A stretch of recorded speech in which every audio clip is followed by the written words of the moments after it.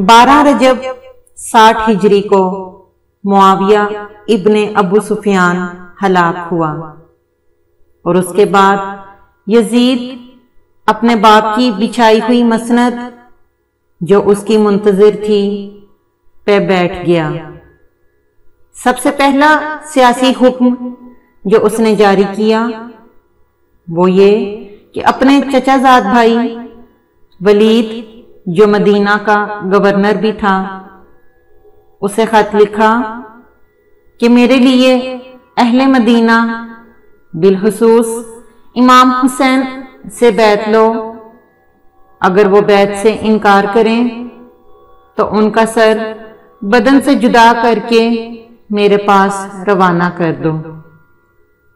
वलीद ने मरवान को बुलाया और उससे राय तलब की।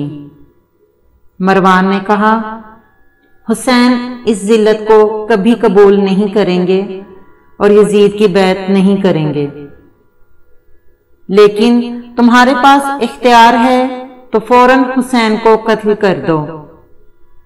वलीद ने इमाम हुसैन अलैहिस्सलाम को बुलाया। मौला बनी हाशिम के 30 जवानों के हमरा वहां पहुंचे। वलीद ने इमाम हुसैन अलैहिस्सलाम को मुआविया की मौत के बारे में बताते हुए यजीद की बैत का मुतालबा किया। इमाम हुसैन अलैहिस्सलाम ने फरमाया, बैत खुफिया नहीं बल्कि एलानिया होती है, कल लोगों के सामने दावत देना। मरवान ने वलीद को कहा कि हुसैन के उज्र को कबूल ना करो और इन्हें कत्ल कर दो। इस पर मौला अलैहिस्सलाम गजबनाक हुए और उसे कहा, इस बात से तूने अपने आप को जलील और रुस्वा किया। इसके बाद वलीद से मुखातिब हुए, ऐ हाकिम मदीना, हम अहले बैत नबूवत व मखज़न रिसालत हैं। हमारी ही खातिर अल्लाह ने अपनी रहमत को लोगों के लिए वसी किया और हमारी ही वजह से इस रहमत का इख्तिताम होगा। यजीद फासिक शराबी है, वो कातिल और बरसरे आम गुनाहों का एतराफ करने वाला है। मैं उसकी बैत नहीं कर सकता, ताहम रात गुजारो, कल बात करेंगे। इसके बाद आप अलैहिस्सलाम वलीद के महल से तशरीफ ले गए। मरवान ने वलीद से कहा, तुमने मेरी नसीहत पर अमल नहीं किया।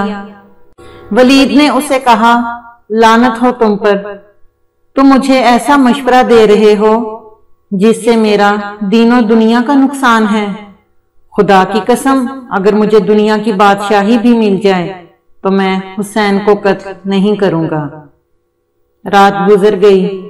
सुबह मरवान ने इमाम हुसैन अलैहिस्सलाम से कहा कि यजीद की बैत कर लें।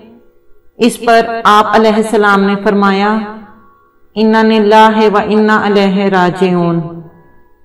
अब दीन इस्लाम को अलविदा कह देना चाहिए कि उम्मत की खिलाफत यजीद के हाथों में हो।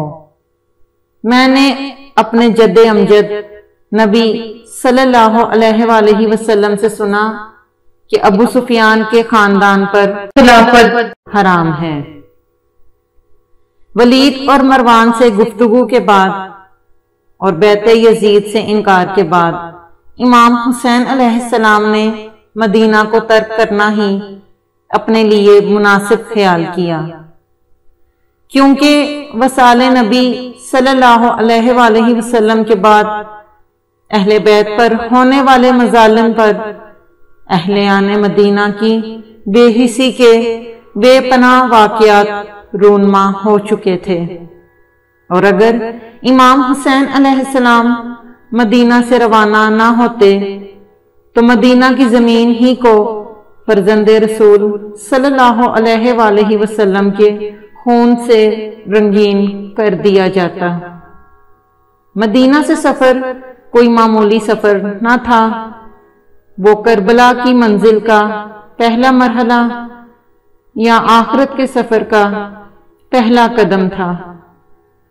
امام حسین علیہ السلام نے یہ پوری رات جاگ کر گزاری اور اسے اپنے نانا، ماں اور بھائی کے مقدس مزارات سے رخصت ہونے میں صرف کیا۔ آپ علیہ السلام نے دادا ابو طالب علیہ السلام کی تمام اولاد کو اپنے ساتھ لیا، جس میں آپ کی 2 بہنیں، بھائی، بھتیجے وغیرہ شامل تھے۔ 28 رجب 60 ہجری کو امام حسین علیہ السلام مدینہ سے عازم سفر ہوئے۔ امام حسین علیہ السلام شاہراہ عام سے مکہ کی طرف روانہ ہوئے، حالانکہ آپ کو خفیہ راستے سے جانے کا مشورہ دیا گیا، لیکن آپ علیہ السلام نے اس مشورے کو قبول نہ کیا، کیونکہ آپ علیہ السلام اپنی روانگی مدینہ کو فرار مدینہ ثابت نہیں کرنا چاہتے تھے۔ مدینہ کی وہ صبح بے رونق تھی، اس لیے کہ حقیقی آفتاب اس کی نگاہوں سے اوجھل ہو چکا تھا۔ قبر رسول صلی اللہ علیہ وآلہ وسلم بے چراغ تھی، اس لیے کہ فرزند نبی صلی اللہ علیہ وآلہ وسلم آج صحرائے غربت میں گامزن تھا۔ سلام یا حسین علیہ السلام۔